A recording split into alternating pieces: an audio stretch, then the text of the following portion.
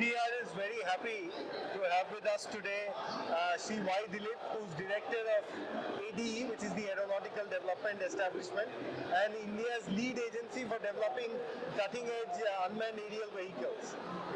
And I'm, of course, Saurabh Jha, the Director of Delhi Defence Review.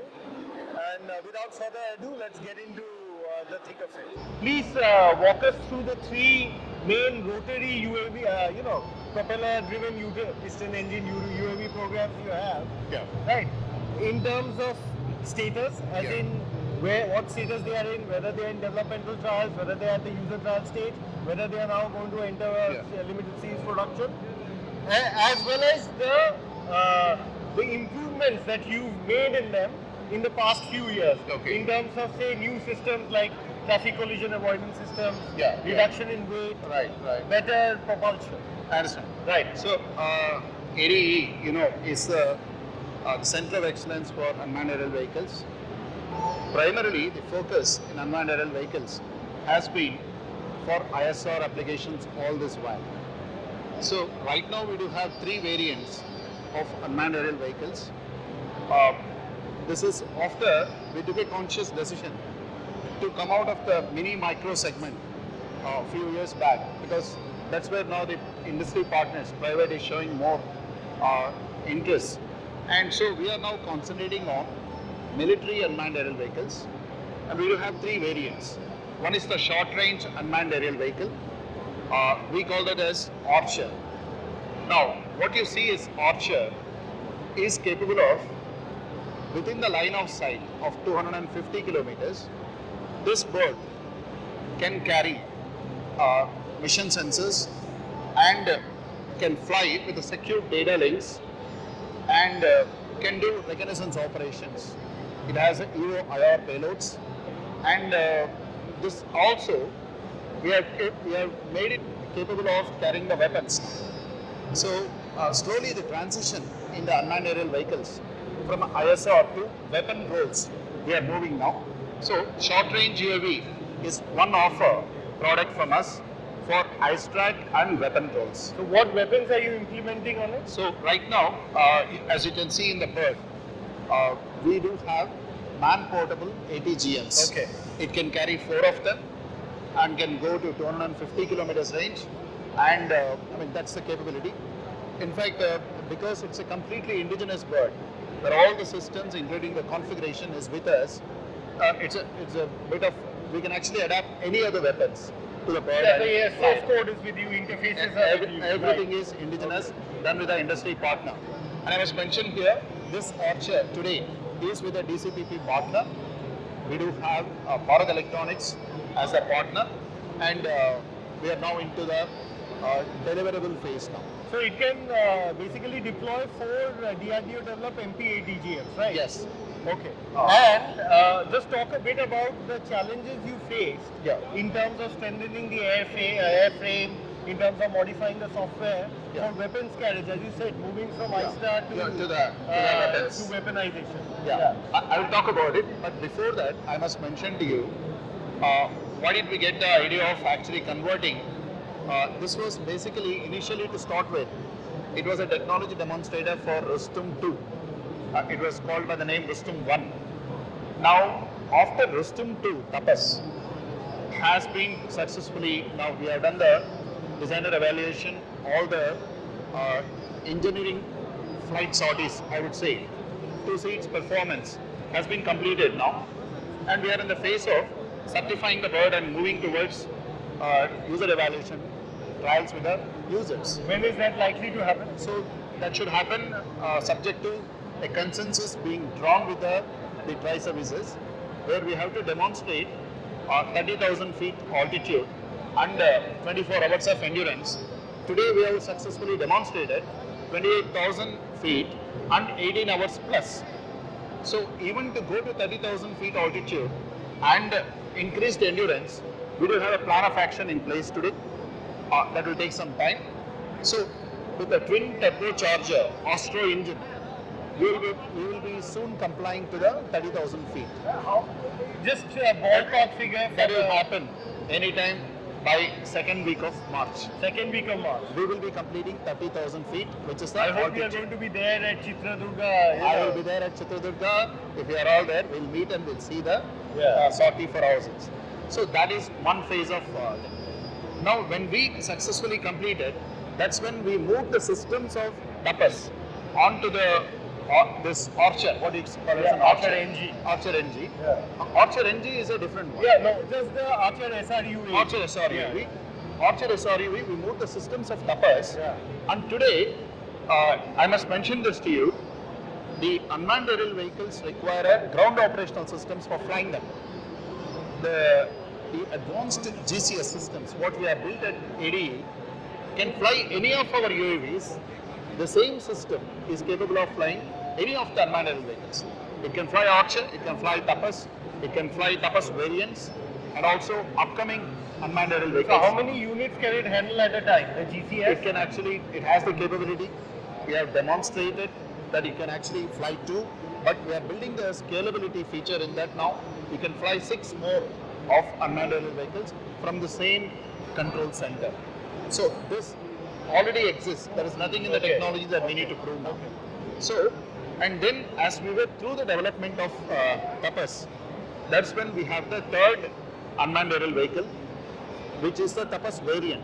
We call it the single engine twin boom architecture, which is on a display. I'll show it to you. So this, basically what it does is, it's a improved architecture which can meet and exceed the performance of Tapas UAV and equipped with lot of weapons. Now it is basically for I-star and heavy weapons. We can actually carry 300 kg. So, yeah, are you looking to implement the standoff anti-tank missile on that? Not really that. Not really. We have 300 kg, 4 different stations, and any combination of weapons can be carried. Is there a weapons payload? Is there a payload bay also? There is a payload bay. Okay. There is a mission payload computer which can handle the mission and weapon operations, and the hot points are provided. So the bird is going to take the first flight by June of this year. What about weapons released from the payload bay? That will require a fair bit of modeling, isn't it? Not really, because but see, these technologies are well established, because we in ADE are also partners in a LCA program as a center of excellence with a flight control system. So the weapon release mechanisms, the release studies are all done now, and so and we do have the capability, the weapon controller, computers, all are ready. So by June we will have the first demonstration on the Archer NG. We call it as a next generation Archer, because the kind of weapons it can carry, and that will be a promising bird. Will that will be just flight trials, or weapon release will also be demonstrated? Okay, in June what we are going to demonstrate is flying capability of the new configuration. Progressively we are going to show one by one of all of those. And the most important thing in all these unmanned aerial vehicles, in terms of the technology, I must tell you that all of them have the capability for autonomous takeoff and landing. So ATOL has been implemented throughout. ATOL has been implemented throughout, and so that is also. And because of the modules available today, we can integrate these modules into any of the variants, and that's how we're able to give faster solutions for the UAV. And traffic collision avoidance systems? We do have IFF, TCAS, on all of all 3 platforms? Not all 3. We do not have TCAS on Archer. SRUV. In SRUV, we do not have a TCAS, but in the 2 variants that I talk about, Tapas and Archer NG, we do have TCAS and So IFF. when can we see weapon carriage trials on the Archer NG? So that should be within 1 year from June. June, okay. So So by June 2024, we will have the weapon release done. All this is going to be conducted in our space at ATR Chitradurga. Now that is also emerging as a national center now. We started offering the services for the industry partners and the private industries also. Okay, let us talk about the changes that you made in terms of materials. When moving from when we move from the Tapas VH201 to the Archer NG. Okay. Changes in terms of materials. Okay. and concomitantly changes in terms of Yeah. weight, Yeah, okay. weight management practices, right. with new LRUs being available, etc. Sure. And also in terms of what do you call it? In terms of aerodynamic performance. Okay, I will tell you. Firstly, I must tell you that we are ADE is a system house for unmanned aerial vehicle systems. So our strong domain expertise is in the configuration of an aircraft itself. So as we were struggling through the achieving the performance with Tapas, our team realized it's a time to look at a new variant, and that's how the SCTB has evolved. Now, if you see the aerofoil design to aerodynamic configuration to the materials, we have gone for maximally the composites in SCTP. And also the wings are completely going to be prepregs based. It's not going to be using the wet lay process like what we have done in. And prepegs of what variety? T300 or T800? It is T300. T300. And yeah, so these are all now readily available, carbon prepegs. We are now, that's how the wings of SCTV or the Archer NG is completely going to be with the prepregs, and the complete manufacturing of this bird will be done with an industry partner, and we are very confident that the weight budgets this time, we have it's no more estimate. They have the complete DMU drawings done, the digital prototypes are available, so the estimates are close to what we are actually now commit. So with this now, the performance of this bird, as I mentioned, it is at the minimal it will comply and show the performance of Tapas, but we plan to target with the indigenous engine. The most important point I must mention to you here is that with an industry partner, JM Automotive at Coimbatore, and another DRDO laboratory, BRDE, collaborating us, we have done the 180 HP indigenous engine, which is today integrated in one of our air vehicle. It is not all completing all its bench level tests, and we are going to do the taxis within 1 month time, and that will be flown on Archer NG and also Tapas. Yeah, so the test vehicle is a Tapas only. It's good. Absolutely. Yeah. So after doing it on Tapas, we are going to migrate that to the How many Tapas test vehicles are flying at the moment? Right now we do have 3 of them, Okay. and the few more through the HAL production order are going to be lining up. So we'll have multiple birds very soon. AF 10, 11, 12, 13. 4 birds we'll have in addition to what we have today, AF 6A, AF 9, and AF 5. Okay. So that's the. And in terms of sheer aerodynamic performance, Yeah. how much of an improvement will the Archer NG be? Okay, so the single engine twin boom configuration for Archer NG is basically aimed at giving a better L by D ratio, what we call it as, and aerodynamic efficiency, I would say I'll put it at close to 12%. So it will be better in terms of cruise performance and longer endurance, and also with the twin turbocharger indigenous engine. We have 2 of them in the lineup. One is a 180 HP, second one is a 220 HP engine also. ADA has taken a lead role, and that is in the proof of concept evaluation today. Within 1 or 2 years, we will be doing the certification of that engine. So with that, Archer NG will have incredible performance, that it can go to 30,000 feet at the minimum. It could even aim to go to 32,000 as per analytical studies today. Yeah. Will all these be able to operate with any significant payload from, say, a high altitude airfield in Ladakh, eastern Ladakh? Certainly, yes. That's the reason why one of our demonstrations is also going to be to fly the Tapas. And I must also mention here, Archer NG, because of its increased lift capacity, can take off from a shorter runways, because now the takeoff distance is much smaller. So what are the minimum takeoff distances for each of these birds? Okay, I would say if, let's say for instance, the SR UAV, it requires about 700 meters for a takeoff. We are more or less at the same kind of a thing in Tapas. Whereas in Archer NG, it will be reduced to anywhere to 400 to 500 meters. Okay. So there is a significant improvement in terms of the takeoff distance. So at sea level with full payload, it can it will take to the air in 450 meters. In 450 to 500 Okay. meters. That's Okay. And we'll move on to some of the other programs as well. Yeah. But of course, these are the marquee programs Yeah, right yeah, now, and yeah. so we are looking at user evaluation trials for the Tapas BH201 Yeah. by say next year. No, not really. Earlier, next year. much earlier. No, it should happen anytime from now.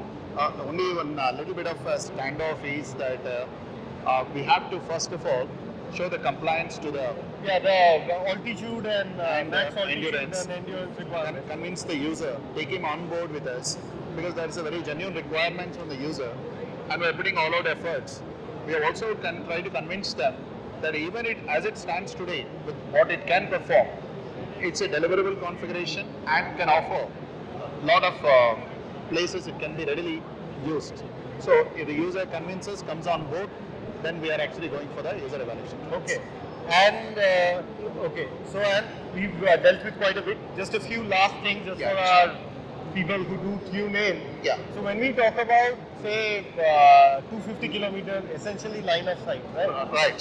So 40-50 kilometers should be taken up by a UHF system, Yeah. and beyond that we'll be looking at C-band. Yeah. This is what is generally done, right? Correct. And KU band for SATCOM.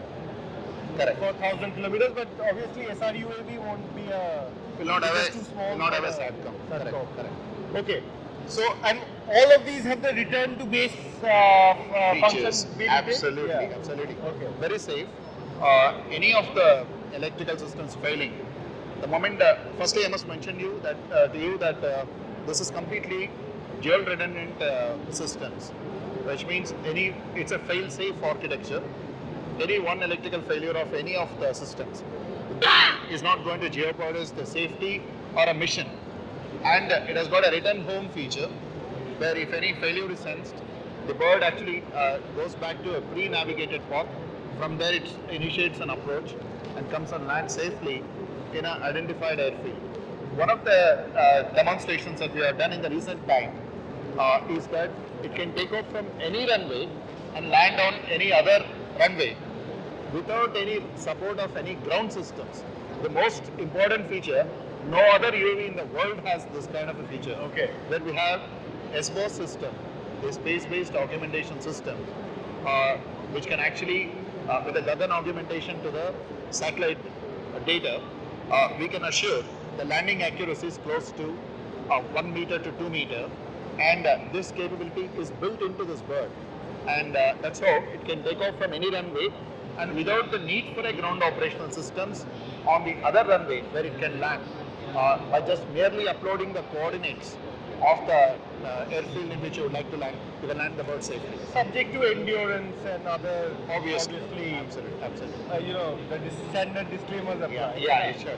That's it. So what I can see is that ADE has actually come a pretty long way Yes. in the last 6 or 7 years. Yeah, absolutely. And surely under your leadership, Yeah. where these are going to see a light of day. Yeah. So, but see, one thing is to develop and implement state-of-the-art features. Yeah. The other is to actually produce in numbers, right? Yeah. So, are you confident that the industry has it moved away from simple licensed build to print to build to specification now? I can assure you there are 3 things that I would like to assure you. One is you mentioned it's a leadership. Second, actually the most important thing today is we have a wonderful design house. In ADE we have very experienced designers. So our strength in ADE is the team. It's a teamwork, and with a strong domain expertise on aeronautical systems and avionics and flight controls. For the industry, I must mention here, they are gradually moving away from the build to print kind of a model, started participating with us into involving from the development stage itself. So with this combination of industry partners, academia joining us with a strong teamwork that we already have, domain expertise, I'm sure we're going to show. So, okay, what are the top 2 things you Yeah. are doing in terms of producibility now? Because the system has to be, produced at a rate, Yeah. at a certain rate. Yeah. So the point is that uh, you know the kind of development and production partners that we have signed off have the manufacturing capability. Tapas and its variants are going with a BL and the HAL consortium. HAL is known for their top quality and producibility requirements. So, given the targets, they can comply. And so, and also we made it a modular in structure to be able to concurrently assemble the modules, concurrently make the modules, assemble them, and quickly turn around and ramp up the production. And so the manufacturability partners joining us will be the, I would say, the strengths that ADE can add to producing that in record numbers. And the question that every Indian always asks, Yeah. are these going to be cheaper than equivalents abroad? It's going to be much cheaper. One, I must tell you, one is the direct buy-away price. Second is the life cycle cost. Third is most important is the technology insertions one would do. So what we are offering is not a cut size development product. Whatever features that one can think of, demand from us, we can insert in no time because every know-how of the bird is with us. So we can add variants and can maintain these products. And that's so life cycle support and operational maintenance is going to become very simple with the indigenously designed and developed products. So another question that follows from this: has a scientific assessment in terms of proper modeling been done? Yeah. Or have proper life cycle assessments, life cycle cost assessment been done? Yeah. Of say foreign systems vis-a-vis these ones? We've done it, maybe too premature for me to talk at this point of time. Right. But I can tell you it's much lower. Much lower. If I can give you minimum 20% to 30%, we'll be off in the cost. So it will be reduction in the cost even On a life cycle basis. no, on a capital cost basis. On a capital cost basis. Okay. On a life cycle basis, it is Much once cheaper. much cheaper. And this with the industry partners making their own profits and making the bird inside India under Make in India initiatives. So it means a lot in terms of the job opportunities to the youngsters. And while that being the secondary benefits, the cost also is substantially low at a buy-away price.